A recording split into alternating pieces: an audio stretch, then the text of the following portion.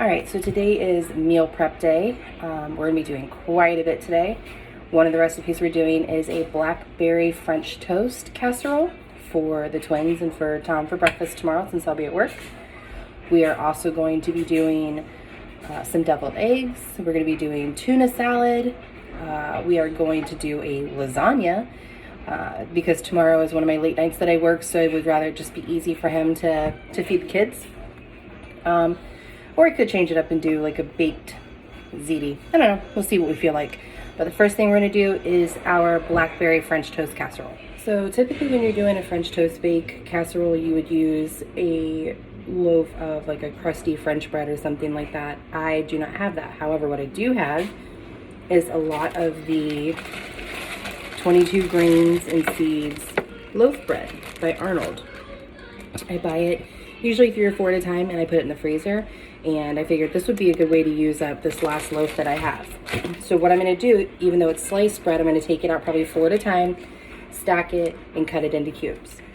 Alright, so now that we've cubed up all of our bread, we are going to create the mixture that's going to go in it. So we're doing French toast. So I'm going to put judging by that amount of bread, 4 eggs. Yes, Nick. Breaking eggs.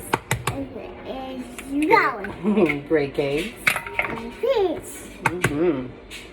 Good job. Yeah, you know that one you go with. Yeah? You see that and know what that one. Well, we don't need that one yet.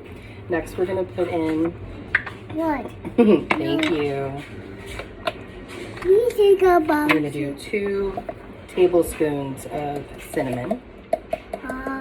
Cinnamon.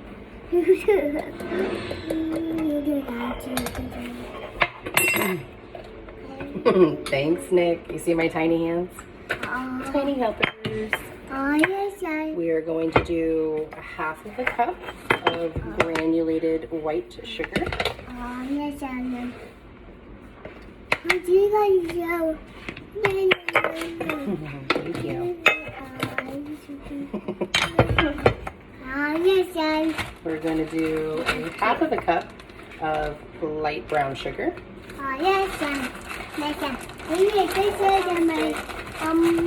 Smells good? It's going to smell amazing once we get it in the oven. It is. It's not quite 1/2 of a cup. There we go. Oh, really? Clumpy sugar happens. Yeah. Next, we're going to put in a teaspoon of vanilla, which is actually everything I've got left in my little container. I need to get more. We're going to do a teaspoon of salt. Yes. You go away. And now we're going to whisk this all up. Alright, so to the mixture that we just whisked up with all the sugar and the eggs, the seasoning, spices, we're going to put in 1/2 of a cup of milk. We drink skim milk in my house. My husband has grown up drinking that. But don't worry, because we're also going to be adding in 1/2 of a cup of heavy cream.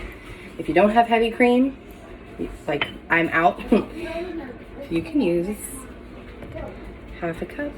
I use this one in our coffee, and let me tell you, it adds such a richness to it.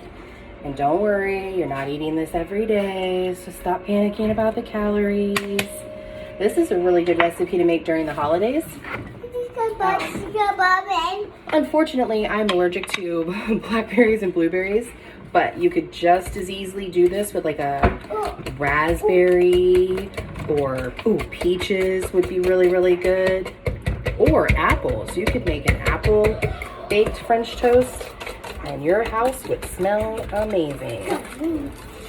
And speaking of houses smelling amazing, so none of us are stupid. All of us know exactly what's going on in the world right now. The world has lost its ever-loving mind.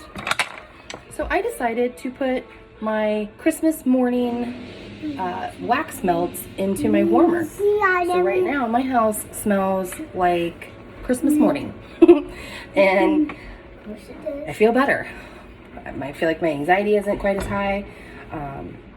So Be kind to yourselves. Be kind to each other. That's ultimately what this is about, is be kind to one another. Be kind to yourselves. The world is insane right now. Have a mental health day. Bake French toast. Sit in the house with your kids and watch a movie. You don't need to go out running around today. Make some comfort food. Just enjoy what life is really about, which is family. All right, so now we're going to take our milk, egg, sugar, and spice mixture, and we're going to put it all over our bread. I wish you guys could be standing over this. It smells so amazing.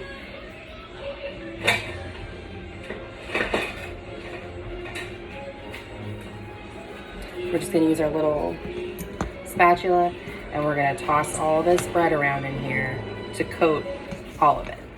All right, so we have coated our bread cubes in our cinnamon, sugar, and milk and spice mixture. Now we're going to add fresh blackberries. I keep my blackberries in the freezer. Number one, because I'm allergic, and if the juices get on me, I will break out into hives. But number two, I use them a lot for the boys' smoothies. So this is 12-ounce container of blackberries. We're going to add these into the bread. By all means, if you really, really like blackberries, add more. Nobody's stopping you.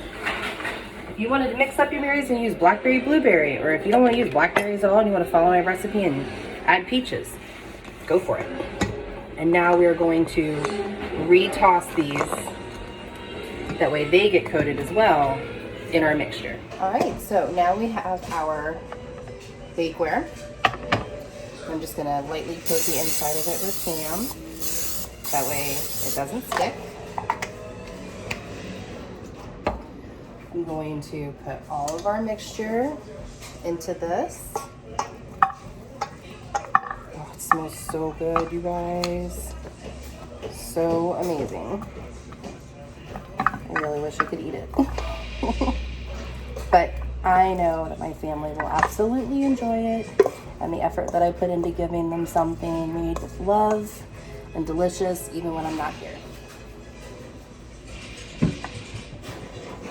So we're gonna flatten that out.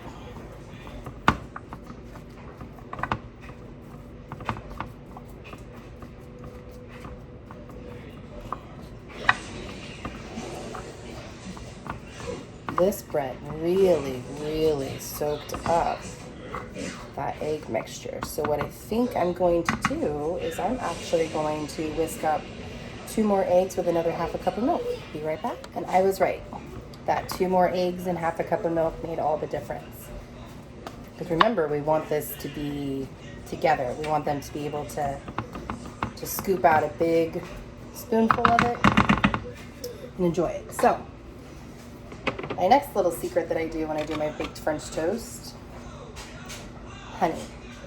This is a honey that I get from a local bee farm here on the island, and we absolutely love it. This particular one right here is orange blossom honey, but I do buy their dark wildflower honey, and the twins get a tablespoon of the dark wildflower honey along with elderberry syrup almost every day. And that helps to naturally control allergens and just keep them in tip-top shape. And now we drizzle that honey all over the top. And I'm going to use about 2 tablespoons of the honey and drizzle that.